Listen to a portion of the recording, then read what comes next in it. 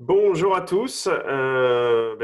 bienvenue dans ce webinaire. Alors aujourd'hui, on va vous parler de capacités de rebond et plus précisément de 5 capacités qu'on dit universelles pour naviguer dans l'inconnu. Donc, pour ma part, je suis Frédéric Arnoux, je suis cofondateur de Steam, je vais vous en dire deux mots juste après. Et Simon? Et moi, de mon côté, bonjour à tous, Simon Martin, je suis Innovation Expert chez Steam depuis 5 ans maintenant. Voilà, donc avant de commencer, quelques petits éléments pour comprendre un petit peu ce qu'on va faire. Donc, comme disait Fanny, évidemment, n'hésitez pas à poser des questions. On va garder un temps assez long à la fin sur les questions-réponses parce que c'est important pour nous qu'on puisse échanger avec vous et que vous puissiez critiquer, discuter les modèles qu'on vous propose là. Et puis, nous, évidemment, pour vous laisser un petit peu éveillé pendant tout ce webinaire. On va vous poser des questions aussi et puis vous allez répondre dans le chat ou dans les polls, les sondages que l'on va vous proposer au fur et à mesure. Voilà. Donc voilà les éléments. J'espère que vous prendrez plaisir à écouter ce qu'on a à vous raconter. Alors, quelques éléments pour comprendre pourquoi on vous parle aujourd'hui, qui on est, d'où on vient et pourquoi on parle d'inconnu et de navigation dans l'inconnu en ce moment. Alors, un petit historique, j'aime bien toujours commencer avec de l'historique. Moi, j'ai été chercheur en fait sur ces sujets-là pendant plusieurs années à l'École des mines de Paris, où j'ai fait ma thèse sur les sujets d'innovation de rupture dans des situations à forte incertitude et inconnue. J'ai été en fait à l'époque dans une équipe commando chez Safran Turbomeca qui visait à repenser les systèmes énergétiques pour l'aéronautique à horizon 20 ans. Voilà. Et la question qu'on me posait à l'époque, pour vous dire un peu le niveau d'inconnu, c'était le PDG qui disait, ben voilà, je ne sais pas ce que je vais fabriquer dans 20 ans, est-ce que vous pouvez me dire quelles vont être les technologies qu'il va falloir que je développe et les business models associés. Et donc là-dessus, il y avait une équipe commando qui avait été lancée, dont je faisais partie, et ça m'a donné goût à ces sujets-là. Et en 2014, avec Benjamin Duban, j'ai créé Steam, qui visait justement à accompagner les entreprises sur des sujets de rupture. Et je fais un gros saut dans le futur pour nous emmener jusqu'à maintenant. Et très récemment, depuis 2 mois, on a été sollicité par des copains, on va dire, au gouvernement, qui nous ont demandé de les aider sur des réflexions, justement, qui amenaient pas mal d'inconnus, d'incertitudes.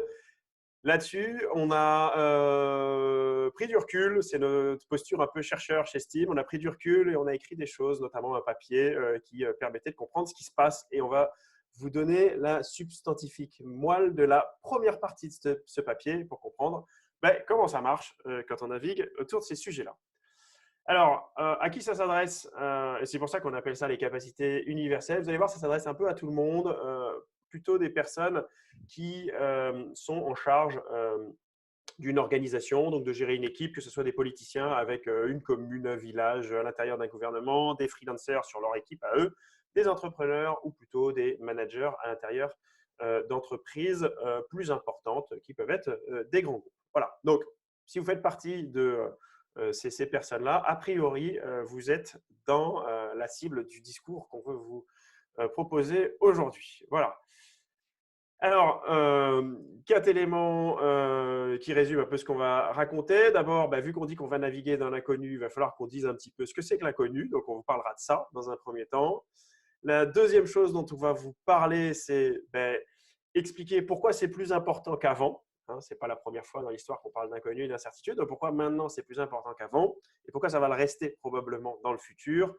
La troisième chose dont on va parler, ce sont les 5 capacités qui permettent de mesurer un petit peu où vous en êtes vis-à-vis de la navigation dans l'inconnu. Voilà, donc a priori, à la fin de ce webinaire, vous saurez comprendre ce qu'il faut et quels sont les muscles en fait qu'il vous faut pour naviguer dans l'inconnu.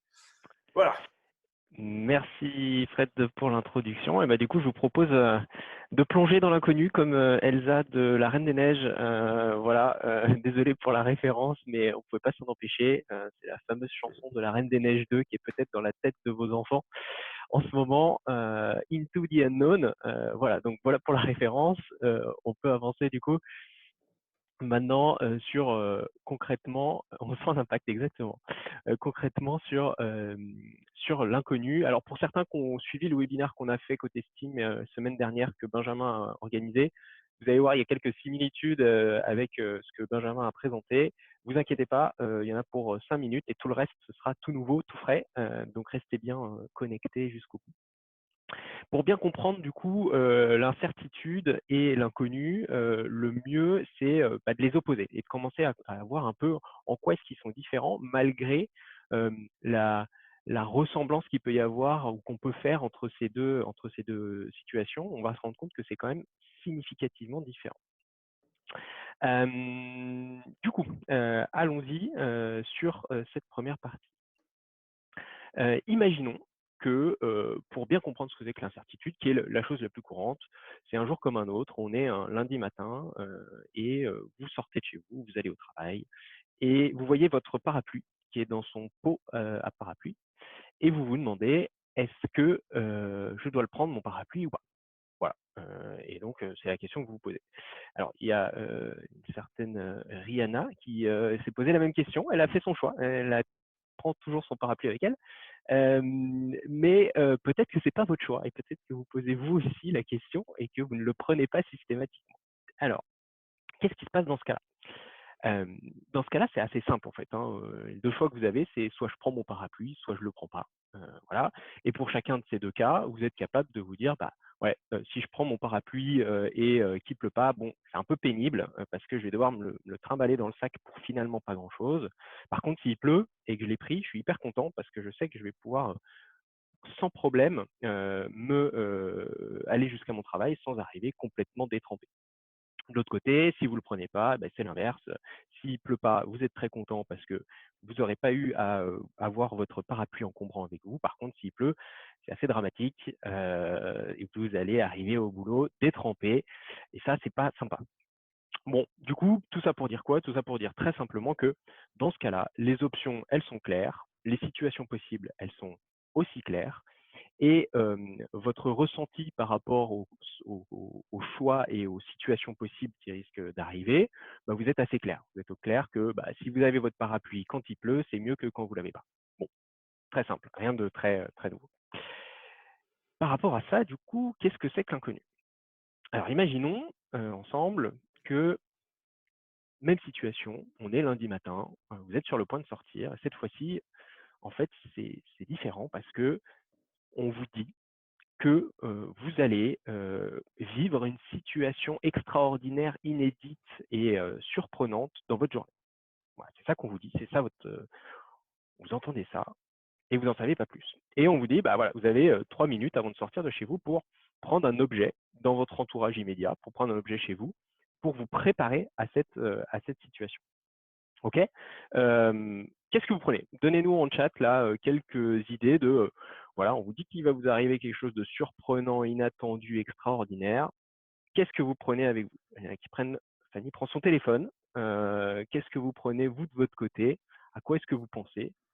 Vous prenez votre femme, votre sœur jumelle, une bouteille d'eau, OK, un couteau suisse a du succès. OK, un portefeuille, un appareil photo. OK. Basket, mon courage à demain. Vous ne moquez pas d'imagination, très bien. Rien, sinon il faut emmener trop de choses. Assez intéressant, on y reviendra. Machine à remonter le temps, des lunettes de soleil. Alors effectivement, c'est hyper intéressant que vous nous donniez toutes ces pistes de solutions parce que ça montre bien que par rapport à l'incertain, les voies possibles sont beaucoup plus larges. Et d'ailleurs, il n'y a pas que les voies possibles qui sont beaucoup plus larges. Parce que la question que vous posez, c'est pas est-ce que je prends ou non mon parapluie, c'est mais au final, qu'est-ce que je vais bien pouvoir prendre pour me préparer à un truc qui va m'arriver? Et là, les options sont quasiment infinies.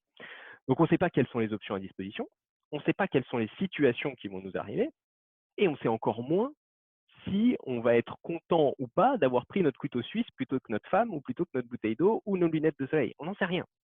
Et vous voyez, dans ces situations-là d'inconnu, l'ensemble des éléments qui étaient à peu près clairs dans la situation d'incertitude deviennent complètement inconnus. Et donc, tout est remis un peu en cause et on est dans une situation où on avance beaucoup plus à tâtons. Donc, voilà pour la distinction entre les deux. OK. Alors, pourquoi est-ce qu'on vous raconte ça? Et pourquoi est-ce que c'est plus intéressant maintenant que la semaine dernière ou qu'il y a plusieurs semaines, plusieurs mois? Déjà parce que cette situation d'inconnu, c'est principalement la situation qu'on connaît aujourd'hui avec la crise du coronavirus. Elle a certains aspects qui sont des aspects d'inconnu. Et donc, c'est ça qui fait le lien avec notre propos aujourd'hui. Et donc, pour aller rentrer un peu plus dans le détail, on va vous proposer un petit sondage qui vise à dire, à votre avis, dans la situation actuelle du coronavirus, pour combien de temps est-ce qu'on va être dans cette espèce de brouillard, dans cette situation où il y a une part non négligeable d'inconnu dans la situation dans laquelle on est. Alors, Benoît, est-ce que tu peux lancer le sondage, s'il te plaît?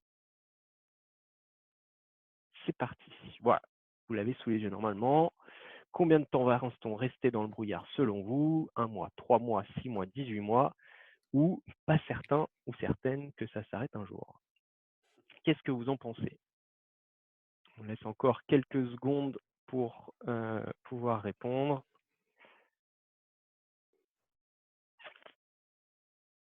On prend tous les avis. Le sondage est terminé. Alors, la majorité des gens nous répondent à peu près 6 mois. En gros, si on regarde, il y a quand même au global plus de gens qui pensent qu'il y en a pour 6 mois et plus que moins de 6 mois. Ok. Bon, il n'y a pas de bonne réponse, hein. Le résultat de ça, c'est que au final, personne n'en sait rien, ou en tout cas, personne n'a la réponse absolue. Il n'y a pas de certitude à ce stade. Pour autant, de la compréhension qu'on en a et des différentes papiers qu'on a vus et lus et regardés sur ce sujet, il est plutôt probable qu'on parle de conséquences et de situations d'inconnu sur une échelle d'années plutôt que de quelques mois. C'est assez probable que les conséquences de cette crise-là impliquent une visibilité réduite pendant un temps de plusieurs années.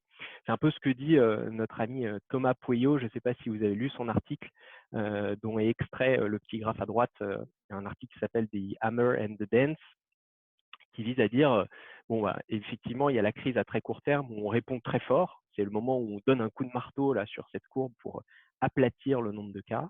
C'est le moment de hammer.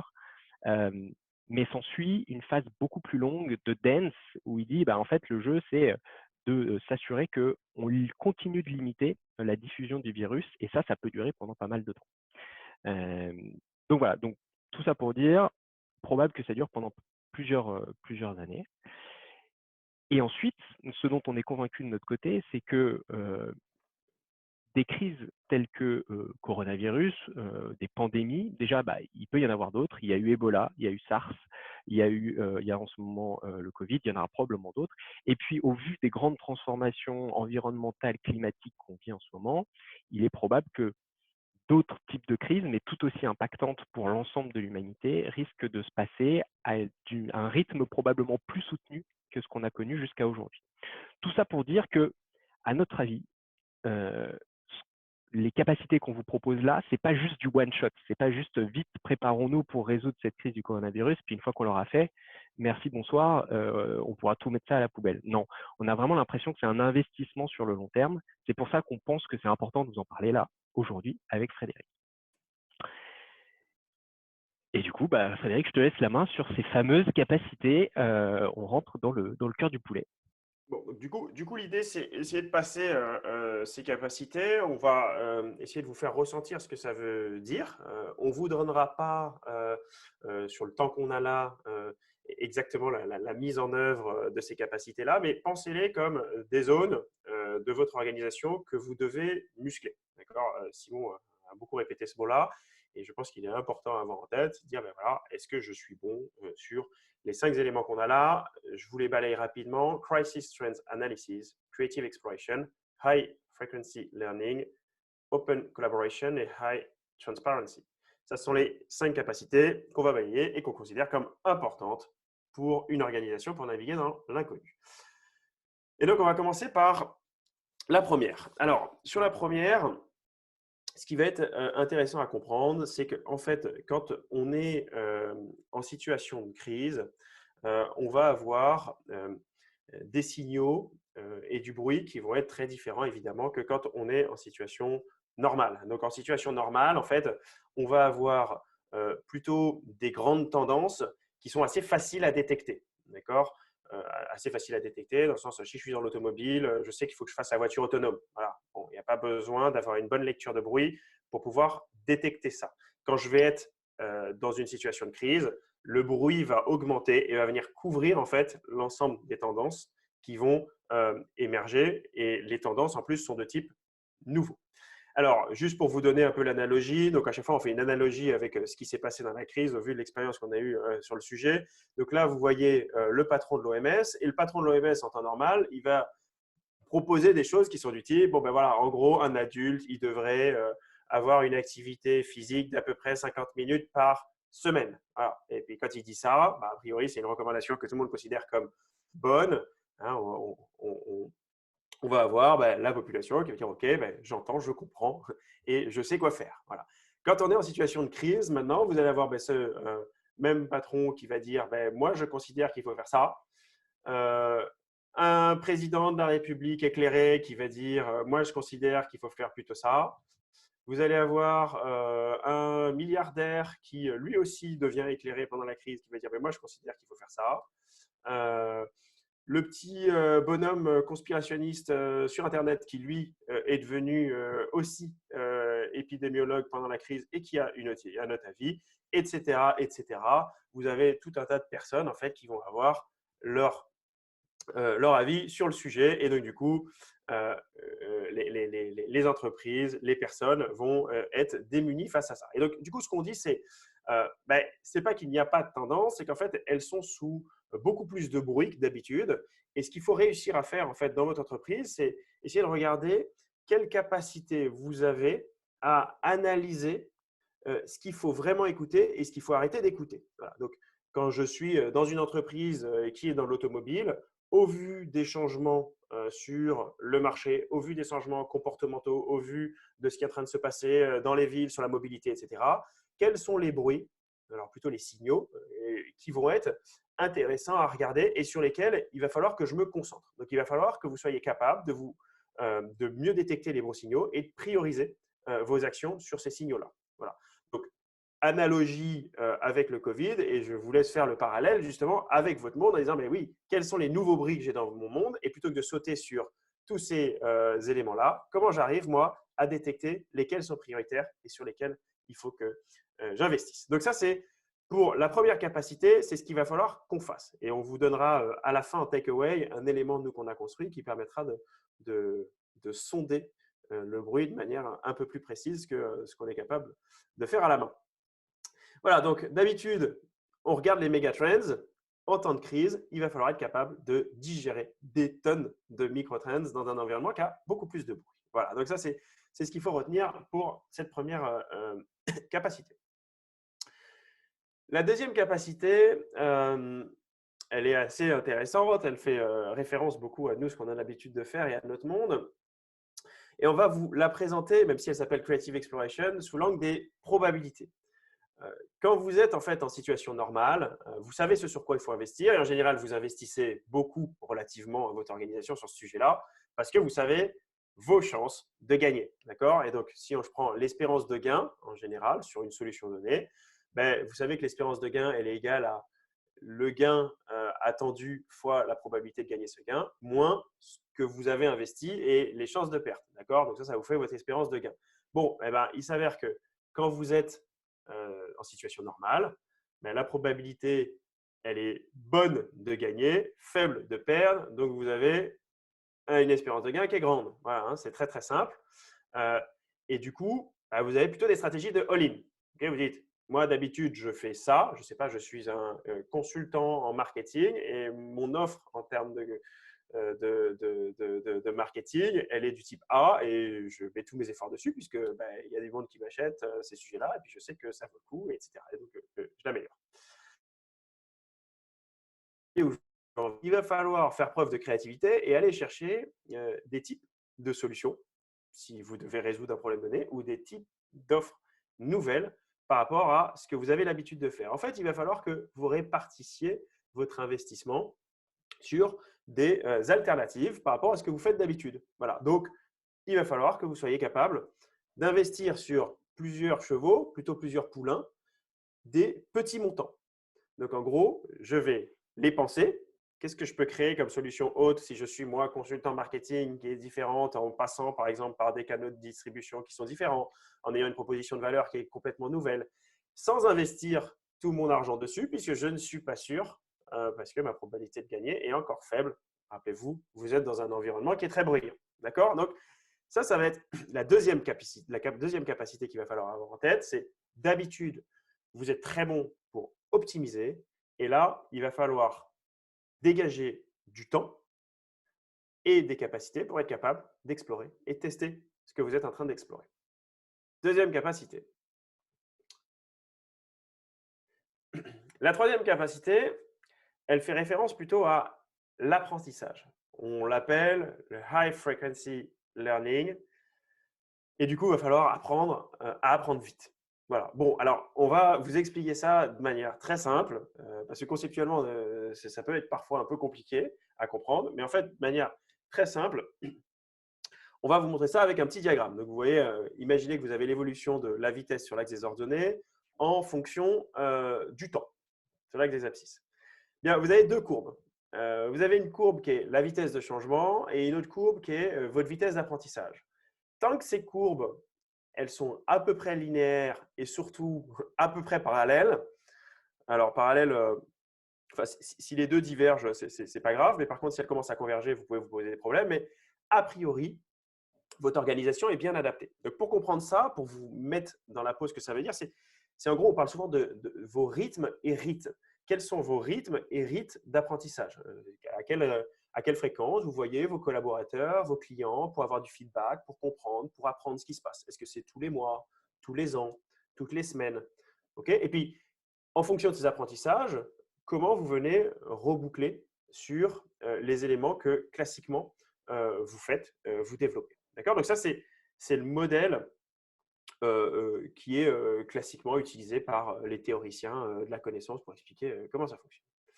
Maintenant, quand vous êtes en temps de crise, de la même manière, vous voyez un peu où je veux en venir, vous allez avoir un changement de la courbe rouge qui va avoir des évolutions qui vont être plutôt exponentielles. À un moment donné, en fait, elles vont être exponentielles et il va y avoir une forme de disruption au moment où, en fait, cette courbe qui remonte et qui vient croiser la courbe d'apprentissage, elle vous dépasse. Et alors, ce qui est important, c'est que, on se dit, ah oui, je vois bien ce que ça veut dire, il suffit juste que j'accélère mon rythme d'apprentissage un petit peu. Et en fait, l'idée, c'est pas qu'il faut accélérer son rythme d'apprentissage un petit peu et de manière à changer un peu la pente de la courbe grise. Il va falloir être capable de comprendre et se dire qu'est-ce que ça veut dire que de suivre ces rythmes de changement exponentiels, encore une fois, dans mes rythmes et rythmes. Pour juste comprendre, donc vous comprenez, quand on commence à passer courbe rouge au-dessus de courbe grise, c'est pour ça que vous voyez le petit smiley avec les yeux en croix, là, c'est pas bon. D'accord? Voilà, c'est la no-go zone, comme disent les Anglais. Pour vous faire comprendre un petit peu ce que ça veut dire, on va vous expliquer ça avec la parabole du nénuphar. Alors, la parabole du nénuphar, beaucoup d'entre vous la connaissent, soit parce que c'est des écologistes avertis, soit parce que vous la connaissez sous forme de petites devinettes que vous faites dans les bars ou en dîner et pour tester la logique de vos amis. Alors, en gros, parabole du nénuphar, ça dit quoi? Vous avez un lac. Sur ce lac, vous avez un nénuphar. Et le nombre, la quantité de nénuphars, en fait, elle va doubler tous les jours. Et la devinette en général qu'on pose, c'est au 50e jour, la totalité du lac a été recouverte. D'accord? Et la question qui était, quel est le jour où la moitié du lac a été recouverte, sachant qu'au 50e jour, la totalité du lac a été recouverte. Voilà. Bon, donc si je vous pose ça comme question, vous pouvez essayer de répondre dans le chat. D'ailleurs, je suis curieux de savoir ce que vous donnez comme réponse. C'est très facile, hein, c'est des trucs qu'on demande en général à des gens qui sont plutôt, comme je vous dis, plutôt en fin de soirée qu'à un contrôle de mathématiques à Polytechnique. Mais en gros, ce que votre cerveau a envie de vous dire là, c'est 25. Vous avez tous envie de Le dire piège. 25. C'est Le le piège, piège à éviter. effectivement. C'est ce Voilà. que dit Sherazade en commentaire. Le piège est de répondre 25. Effectivement, on le sent bien que c'est le piège, Voilà. mais il faut encore un petit peu réfléchir pour se dire, mais alors du coup, c'est quoi la bonne réponse? Effectivement, Géraldine et Jean-Paul l'ont trouvé. C'est bien Voilà. 49. C'est bien 49. Et ce qui est important à comprendre ici, donc c'était pas l'idée, c'est pas de tester votre capacité mathématique, c'est juste vous montrer les biais cognitifs que l'on a.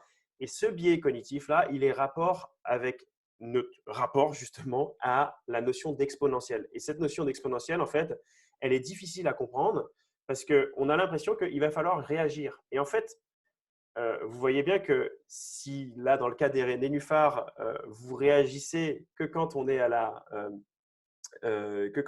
la moitié, eh ben, ça commence à être trop tard parce que le lendemain, vous avez le lac qui est totalement rempli. Et vous voyez un peu les problématiques qu'il y a eu, notamment dans les réponses en début de crise. Et il y a des papiers qui sont sortis qui montraient d'ailleurs que si Macron avait fermé le pays le lendemain, il est possible qu'on ait pu doubler le nombre de morts. Hein, donc, on parle vraiment de ces notions-là et qui sont très importantes. Et donc, du coup, sur votre capacité d'apprentissage, ça va être la même chose. Ça veut dire si d'habitude si d'habitude vous apprenez en fait au mois, à l'année, de manière, enfin je sais pas, tous les 5 ans, sur un plan quinquennal par exemple, voilà, eh ben ça ne sera pas adapté. Il va falloir que vous ayez une fréquence d'apprentissage qui est largement supérieure au changement que vous imaginez. Et juste pour la petite info, parce qu'on a été impliqué, nous, Steam, dans les équipes qui ont travaillé sur Stop Covid, l'application, sur ce sujet-là, on se voyait 2 fois par jour en équipe de pilotage. Hein, le matin de 8h à 9h et le soir de 20h à 21h. Voilà, pendant tout le long du projet. Voilà, ce qui n'est pas classique en fait sur un projet de développement, par exemple, de produits où on va faire des réunions de pilotage de manière beaucoup plus écartée. Et pareil, je vous laisse faire la projection en fait dans votre environnement. Quatrième capacité qu'il va falloir regarder, qui est liée à la communication. Alors, qui est souvent très négligée, mais qui est aussi importante que les 3 premières que je viens de donner, et qui, elle, va être liée à votre capacité à communiquer sur ce que vous ne savez pas. Voilà. Alors ça, c'est très compliqué, mais les petites vignettes sur la gauche vous rappellent ce qui s'est passé au début de la crise. Hein. Vous aviez des experts scientifiques qui disaient « on pense et on croit qu'il faudrait peut-être donner des masques à la population, mais on n'est pas sûr ». D'accord.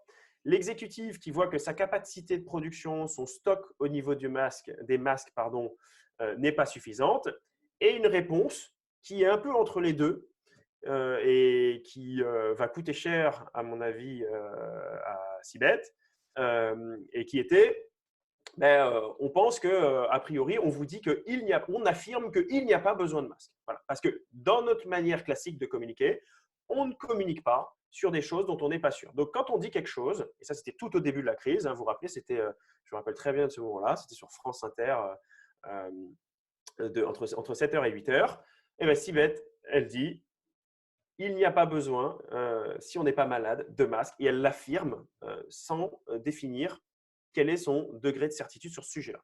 Et donc, du coup, ici, c'est un élément qui est beaucoup plus simple que les 3 autres capacités. Ça va être juste de se dire, il faut retenir 2 choses, en fait, en termes de communication quand on est en situation de crise. La première, c'est que je vais devoir, donc, évidemment, prendre des décisions. C'est mon rôle en tant que décideur, de prendre des décisions. Mais par contre, il faut que je donne mon niveau de certitude, ce que je ne fais pas d'habitude. Et donc, du coup, dire de 1 à 10, ça c'est pour vous donner un élément un peu rationnel, à combien je suis sûr que cette solution est la bonne. Et vous pouvez être très sûr. Vous pouvez dire 10, on est sûr et certain qu'il faut ça. Aujourd'hui, sur les masques, on est plutôt proche de 10 que proche de 1. Voilà. Sur l'élément numéro 2 qu'il faut retenir, c'est l'élément à propos de l'inconnu. Donc, l'inconnu, Simon vous en a parlé tout à l'heure. Ici, c'est dire, ben voilà, vous ne savez pas ce qui va arriver, et il faut le dire. En fait, il faut expliquer quand vous êtes en train de prendre une décision ou que vous êtes dans un moment de non-décision, à quel point vous ne savez pas les éléments qui entourent votre décision. Voilà. Je ne sais pas encore comment tel élément va évoluer. Pourtant, je voudrais, je souhaiterais, j'ai envie qu'on fasse ça. Je ne sais pas encore ce qui va se passer. Pourtant, je souhaiterais que, etc. etc. Pourquoi ici c'est important ces deux éléments-là? Parce que ça va vous permettre de jouer beaucoup sur l'humain et garder la confiance de vos collaborateurs, de vos clients, de vos partenaires, de vos employés, selon votre statut. Et donc, du coup, là où vous aviez l'habitude, en fait, de plutôt prendre, réfléchir très longtemps, en fait, avant de prendre une décision, il va falloir communiquer beaucoup plus, mais surtout d'accompagner ça de niveaux d'incertitude et de communication sur je vous dis ce que je ne sais pas. Voilà. Élément très simple, mais qui aurait pu faire gagner beaucoup de points de sondage à nos amis sur la gauche de la slide dans les mois qui viennent. Voilà. Ça, c'est la quatrième capacité. Cinquième capacité qui est intéressante et je pense que vous avez tous vécu. D'ailleurs, je suis preneur dans le chat là, si vous avez expérimenté des choses un petit peu comme ça. Quand on est en temps de crise, en fait, qu'est-ce qui se passe? Donc, je vous l'ai dit tout à l'heure, vous avez des solutions nouvelles que vous êtes en train d'explorer. Puisque si je prends un peu un exemple darwinien, vous n'êtes plus adapté à votre environnement. Vous avez vos expertises, vos compétences qui ne sont plus adaptées. Et ce qu'il va falloir faire, ce qu'il va falloir réussir à faire, c'est reconstruire en fait son réseau de partenaires, sa chaîne de valeur pour s'adapter sur les solutions nouvelles que vous êtes en train de penser. Un exemple qui a été beaucoup communiqué dans la presse autour du coronavirus, c'est l'exemple de ces masques assez innovants qui ont été créés dans la région de Grenoble avec une association, avec des scientifiques du CEA, une entreprise de la région qui était capable de faire des systèmes de protection, et puis une très grosse entreprise avec une capacité de mise à l'échelle importante. Voilà. Donc, sur vos compétences, vous avez besoin de nouvelles compétences parce que vous ne connaissez pas forcément les sujets. Donc, il faut trouver des personnes nouvelles avec qui vous pouvez vous associer, faire des partenariats nouveaux, mais aussi penser ces partenariats avec des personnes qui peuvent très rapidement faire la mise à l'échelle de vos solutions. Il ne s'agit pas juste de rester dans la réflexion, il s'agit de se dire comment je peux réagir vite avec ces nouvelles personnes. Et donc, du coup, accepter que vos compétences, vos expertises soient plus complètement adaptées et accepter que votre réseau usuel n'est pas forcément adapté et qu'il faille le reconstruire. Et a priori, j'imagine que dans l'auditoire, beaucoup d'entre vous ont expérimenté ce sujet de, en fait, pendant la crise, je découvre en fait des synergies nouvelles et des manières de collaborer nouvelles. Et d'ailleurs, cet événement-là qu'on a aujourd'hui, qui a été créé entre Fanny et Nicolas, il ressemble un petit peu à ça, des compétences un peu différentes qui s'associent pour faire quelque chose de nouveau. Voilà. Et donc, ça c'est assez important de l'avoir en tête. Donc, voilà les 5 capacités qu'il faut avoir en tête. Je vais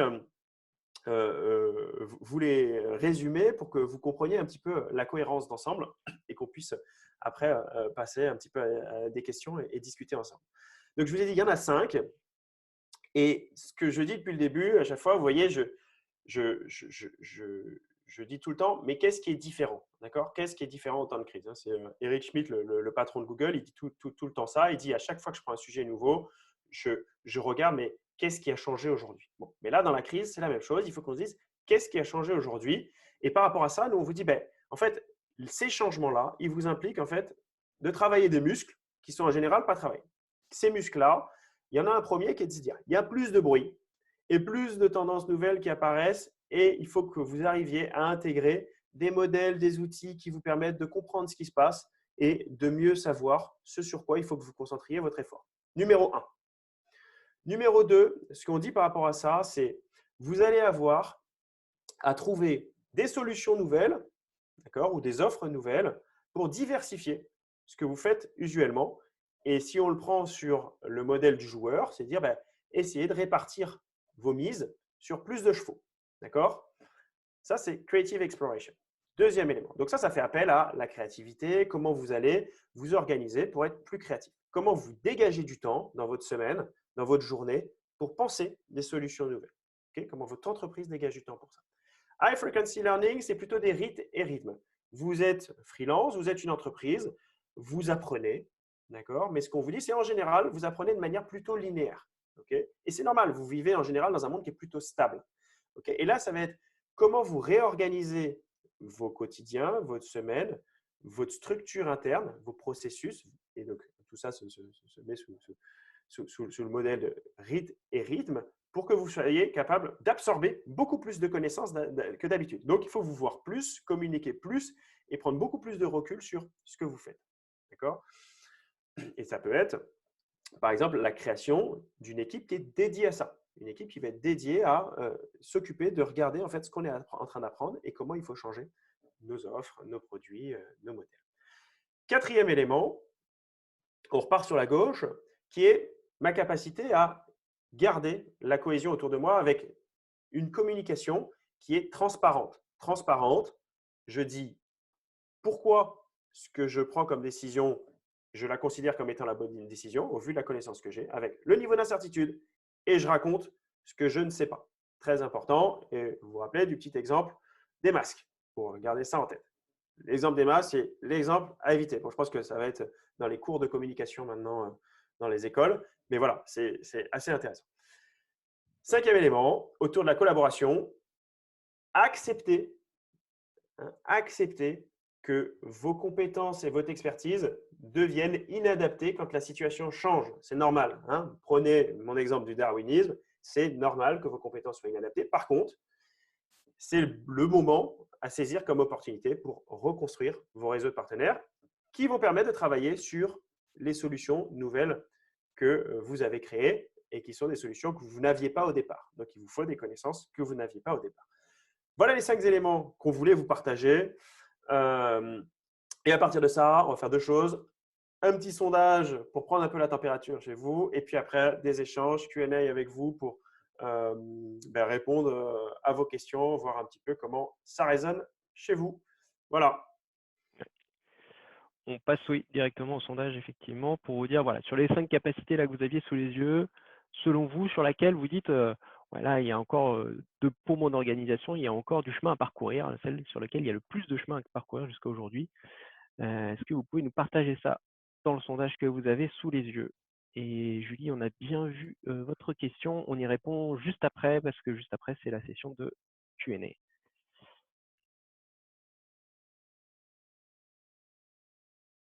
Encore quelques secondes pour le sondage.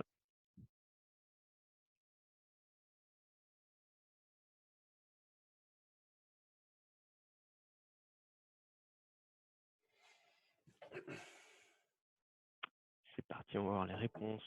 Alors, là où il y a le plus de boulot, apparemment, c'est sur la capacité 1 et en gros 1, 2, 3 c'est le trio de tête sur la partie plutôt amont, donc du coup, sur la partie comment est-ce que je tire du bruit les vrais signaux, comment est-ce que j'explore et comment est-ce que j'apprends de manière rapide, comment est-ce que j'adapte mes rites et rythmes pour que je puisse suivre les évolutions rapides de mon écosystème. Ok, super, merci beaucoup pour ça. Et bien du coup, on peut passer à la dernière partie de Q&A. On avait déjà quelques questions qui sont passées dans le chat, je les remonte là. Donc, il y avait Antoine qui posait la question de savoir si l'inconnu, est-ce qu'il ne va pas laisser place justement à plus d'incertitude qui, elle, va durer plusieurs années. En gros, c'était quand on était sur la partie d'incertitude et d'inconnu, sur la durée de l'inconnu, est-ce que finalement, dans le temps, cet inconnu ne se convertit pas plutôt en incertitude? Question d'Antoine. Ouais, alors, on pourrait faire une thèse sur ta question, Antoine, je pense. Mais effectivement, on va d'abord passer, effectivement, c'est complètement rationnel et logique, mais on passe effectivement d'abord par une phase d'inconnu, hein, d'accord? On va d'abord avoir des éléments sur je ne sais pas en fait ce que je ne sais pas, d'accord? Je ne sais pas où aller les chercher, je ne sais même pas dans quelle direction taper. Une fois que je commence à dégager un peu du brouillard, j'ai des éléments que je commence à pouvoir manipuler. Donc, je commence à savoir ce que je ne sais pas. Et quand je commence à passer cette frontière-là, en fait, je rentre dans cette notion d'incertitude. Quand je commence à savoir ce que je ne sais pas, je rentre dans cette notion d'incertitude.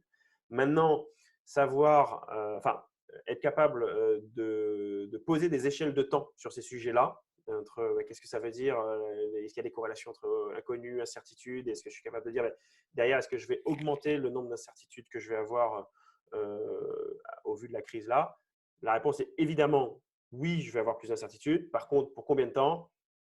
Je ne m'aventure pas là-dessus. J'en ai aucune idée. Voilà. Nous, on pense que ça va être long, mais et que ça se compte plutôt en années, comme disait Simon. Je ne sais pas combien de temps. Et il y a une combinaison des inconnus, incertitudes fortes. Pour le moment, on est plutôt en inconnu. Et d'ailleurs, le sondage, il le montre pas mal. C'est vu qu'il y a pas mal d'inconnus, il y a beaucoup de bruit, avec beaucoup de tendances. Et d'ailleurs, les expertises se rebalayent beaucoup dans ces moments-là. C'est pour ça qu'il y a beaucoup de bruit. Tout le monde, en fait, il va de son analyse, etc. Et donc, du coup, dans ces moments-là, on a plutôt envie de savoir déjà ce qu'il faut écouter avant de mesurer en fait les degrés d'incertitude qu'on a. D'accord? Donc, avant d'être sur la partie 4, qui était d'ailleurs moins importante pour vous, vous avez déjà besoin de savoir mais qu'est-ce que je regarde en fait? Dans quelle direction il faut que je regarde aujourd'hui? Voilà. Et donc, aujourd'hui, on est plutôt dans cette phase là où on doit faire face à beaucoup d'inconnus. Une fois qu'on aura des plans de reprise, etc., avec des grandes directions claires sur lesquelles le gouvernement investit, par exemple, bah, ces éléments-là vont un peu diminuer. Cette part d'inconnu va un peu diminuer. Voilà. Et pour compléter, ce qui est intéressant de voir aussi, c'est que dans ce moment-là où il y a beaucoup de bruit, une autre manière de le voir, c'est d'ailleurs qui est complètement en ligne avec le titre du saloon de l'ensemble des conférences sur les 2 jours, c'est de voir qu'en fait toutes les cartes sont rebattues en ce moment. C'est le moment où il peut y avoir des espèces d'ascensions, alors pas sociales, mais des ascensions en termes de notoriété hyper rapides sur le fait de prendre position sur un sujet et d'asseoir en fait sa parole sur un sujet. Ça peut créer très rapidement une visibilité, une notoriété beaucoup plus rapide qu'en temps normal. Donc c'est assez intéressant de voir qu'il y a une énorme opportunité en ce moment dans cette phase un peu de bruit. C'est si on arrive à se positionner sur les bons sujets, on peut aussi gagner en notoriété et en visibilité très vite, beaucoup plus vite qu'à l'accoutumée. Ou crier plus fort que les autres. Pour faire le professeur Raoult, par exemple.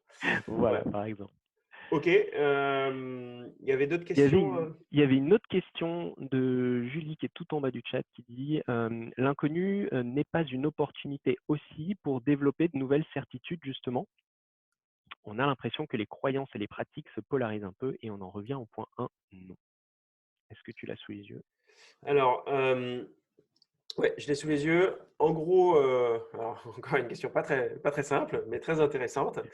En fait, pour répondre à cette question, c'est intéressant de parler de fixation. En fait. En général, ton cerveau, quand tu évolues au quotidien sur des sujets, une activité donnée, elle va être fixée sur des éléments donnés. Voilà. Si tu as une activité, par exemple, de conseil sur des sujets de communication, bah, tu vas avoir une fixation sur quel est le business model du conseil. Tu vas facturer à l'heure ou à la journée. Tu vas avoir une fixation sur la manière de le faire, la méthodologie, etc. Voilà. Bon, et en temps normal, en fait, c'est très dur de te défixer de ça. Quand quelqu'un te dit, ouais, tu pourrais faire peut-être des centaines de millions sur ton activité, tu vas dire, mais non, c'est pas possible, puisqu'il n'y a que 365 jours dans une année, donc du coup, moi, je facture. Et voilà, et c'est pas possible, et parce qu'en fait, tu es fixé sur ton business model. Okay. Maintenant, quand il y a une crise, ça vient déstabiliser des choses, parce que tu dis, mais de toute façon, tu ne peux plus le faire comme d'habitude. Donc, ça t'oblige à ouvrir des voies. D'accord. C'est un peu la capacité 2. Ça t'oblige à créer des choses qui sont un peu différentes. Par contre, ce qui va se passer, et ça revient à la capacité 1, c'est qu'il est possible qu'effectivement, tout le monde se refixe sur ça. Ça peut jouer comme une bouée, en fait, une fixation à un moment donné. C'est tout le monde se voit une bouée ou un récif dans une mer un peu chaotique et tout le monde s'y accroche. Et en fait, ça peut recréer une fixation qui peut être intéressante si elle était bonne, si ce récif, en fait, il a assez de place pour accueillir tout le monde et si ce n'était pas un faux récif qui va s'écrouler à la première vague. Mais par contre, il peut être dangereux parce qu'en fait, il refait croire à tout le monde que ça, c'est la voie du salut. Et donc, du coup, vous le voyez très bien dans des grosses industries où quand il y a un concept qui sort, qui est porté par une personne, et bien tout d'un coup, alors au début, on le reçoit mal, ce truc-là, puis au bout d'un moment, il va se cristalliser, et puis tout d'un coup, ça devient la fixation de l'industrie. C'est passé dans le train avec la Hyperloop qui sort. Tout d'un coup, on ne sait pas pourquoi, on pourrait en avoir des dizaines et des dizaines de modèles de transport. Mais celui-là, parce que pour plein de raisons, il était bien communiqué par quelqu'un de charismatique, etc. Boum, il sort, tout le monde se refixe et se réattache dessus. Vous avez la même chose sur la voiture autonome. Dans l'automobile, on pourrait penser la mobilité de plein de manières. Aujourd'hui, l'automobile, le futur de l'automobile, c'est la voiture autonome. Point barre. Voilà, j'exagère un peu, mais c'est ça. Et ça recrée une fixation. Donc, du coup, effectivement, pour répondre à ta question, oui, il faut faire attention, il faut se méfier de ça. Quand on est dans l'inconnu, on cherche la bouée, qui est une fixation. Il faut faire attention à… les Américains ils disent souvent high intention, low attachment. Il faut faire attention à ne pas trop se réattacher à la première bouée qu'on voit. Voilà. Alors, Denis, comment estimer l'investissement nécessaire si le retour sur l'investissement est, dans ce cas, impossible à calculer? Eh oui, alors bonne question, Denis, et ça rejoint effectivement la question, la capacité numéro 3. En fait, quand tu es… c'est hyper intéressant, ça va être toute la notion de gestion justement de l'incertitude là plutôt.